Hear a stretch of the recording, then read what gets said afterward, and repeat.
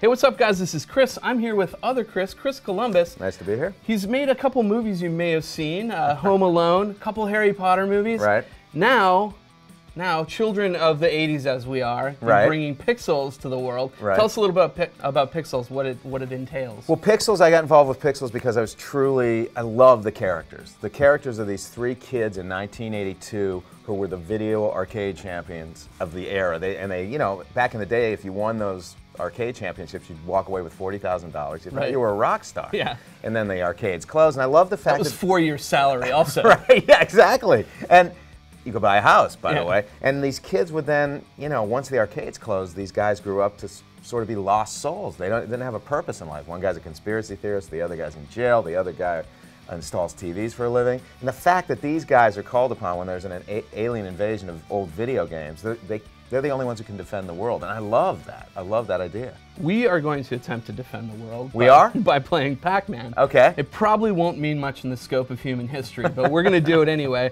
We're not going to go man versus man. We're going to go man versus machine. Okay. Play some Pac-Man. We'll talk about the movie as we're doing it. So that sounds great. Let's head in and play some games. So now we're here, ready to play Pac-Man Championship Edition DX. This is a game that Namco released a couple years back, but it will suit our purpose as well because we are going to go take some revenge on some ghosts. Now, in the movie, Pac-Man's not even a good guy. No. Well, he's a manifestation of an alien being, so he really had no opportunity to be a good guy, and that was the fun I had with it. I love the idea that, you know, we wanted to create these visual effects that people had never seen before, but also create this character who was kind of edgy, kind of charming, but he could basically destroy and pixelate your entire city, which is what I loved about it. So the setup of the film is basically these, you know, they beamed a time capsule into space with a bunch of video game stuff in it. Right. And these aliens took it as a challenge and were like, hey, we're going to come to your world and mess you up. Right. Essentially. They took it as a declaration of war. And the only guys who can fight these aliens are these three guys who, you know, were video game champions back in 1982. And, you know, it's the equivalent of if right now we had to call upon Billy Mitchell to save our entire world because he's the only one that could. Right, exactly. Take a break from the hot sauce, Billy. So, how did you pick your cast? Was it just simple? Was it like a no-brainer, or what, did you search for a while? The goal was really Adam Sandler had the material. He had the script. I read the script, fell in love with the script, and realized that this had to be a different kind of experience for Adam because I consider, based on movies like Punch Drunk Love and Funny People, I consider Adam a good actor, and I wanted to surround him with good actors. Kevin James was already attached, but I wanted him to play against type, so I gave him a more serious role as the president. And then I brought in Michelle Monaghan and Peter Dinklage and Josh Gad, really excellent actors, and everybody's game was raised a little bit. You know, I really, really, really love Josh Gad in this, and I feel like he's kind of the conspiracy theorist. Yes. Of the bunch, and he believes JFK shot first, right? Yeah, which is it's a funny concept because it's a mashup of references. Exactly. Really. So I really loved him in it, and you're right. Adam's a little bit like he's like a little bit more subdued than people are used to seeing him in comedies, I think. Oh, without a doubt. You know, he really got into the character. I mean, we talked about it for a long time. This is a guy who's lost, whose life has really amounted to nothing, and I was fascinated about him playing that kind of character, and he pulled it off. You know, there's a real soft, almost warm side to him. There's it's that thing that your parents always say to you, like, you'll never amount to anything. All you do is sit around and play video games. Oh yeah, well, I just saved the world. Right, exactly. Yeah. So yeah, that's we got a problem here. I want to talk about your experience playing video games when you were a kid. You know, for me, we didn't have an arcade in our town right away, but when I was a kid, we used to go to Pizza Hut and bars and play a lot. Where did you play your video games growing up? Mostly in bars. I played my, you know, because we had those flat, you know, the tabletop video games. The cocktail ones, yeah. So I would go with friends, and you'd have a couple of beers, and you'd play mostly Pac-Man and Donkey Kong. So those were the two games I knew when I got into this movie, and I was, I had to basically do research and learn Centipede and Galaga and Q*bert and all of those games. I had to sometimes learn them for the first time, and a couple of times relearn them. And that's great research. It's much better than reading a book about Abraham Lincoln. The centipede sequence in the movie is really, we kind of touched on it. Right. It was really, really good in 3D, and it kind of captures the insanity of the centipede experience.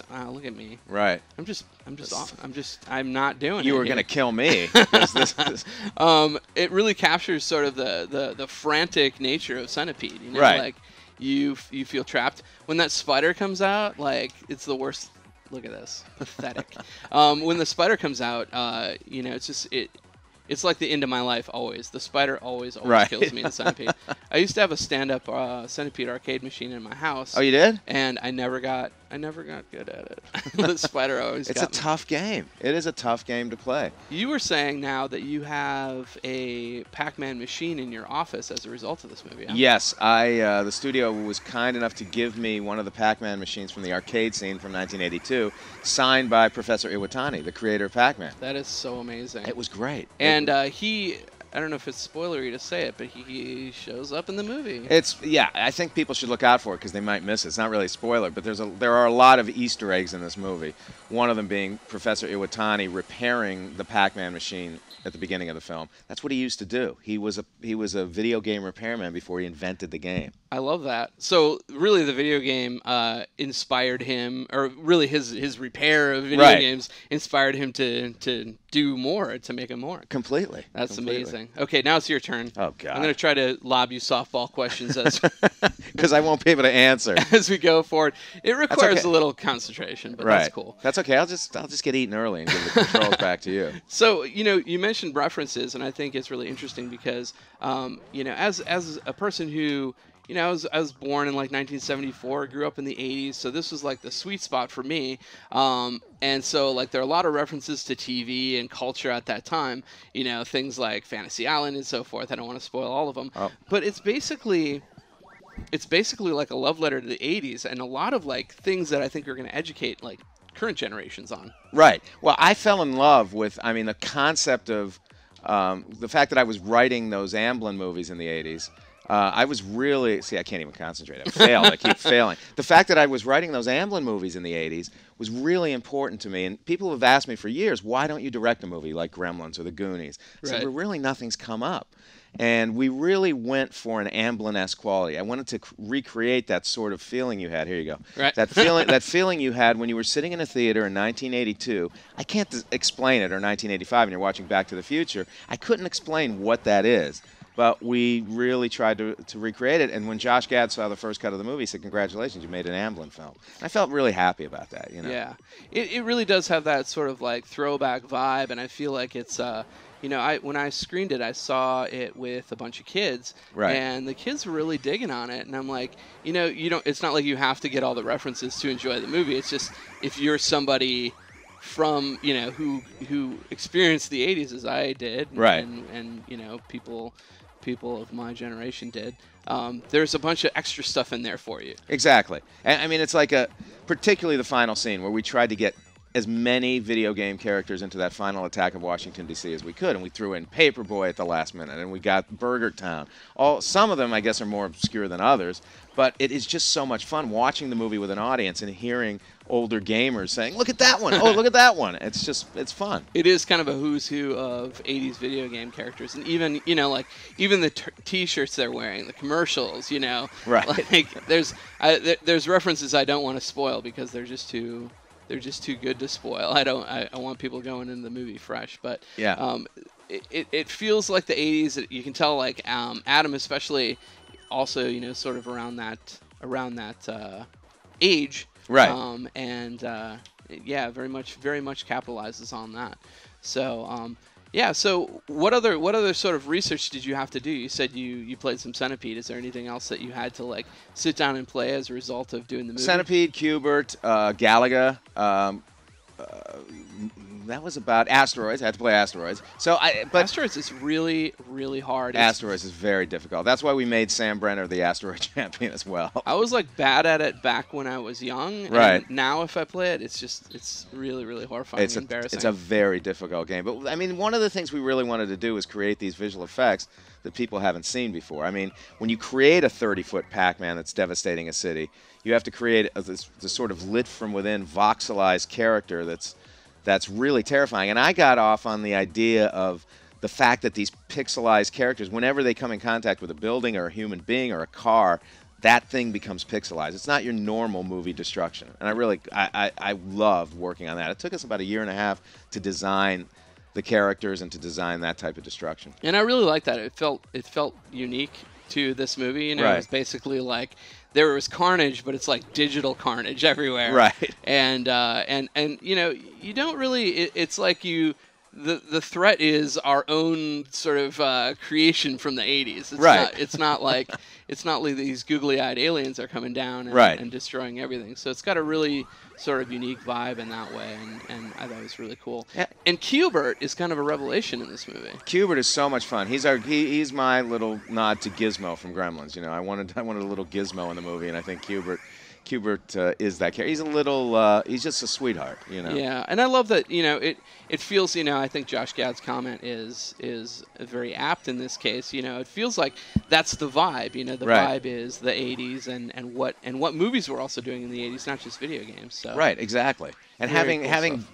kind of, you know, that's where I started. That's where it was my graduate school of filmmaking, was 80s, writing for Steven in the 80s, having an office next door to Spielberg and being able to take pages from the Goonies and have him correct it. And Yeah. So I was, and Steven's office was filled with those games. So on a break, you would go down and play. And again, I would always gravitate toward Donkey Kong or Pac-Man.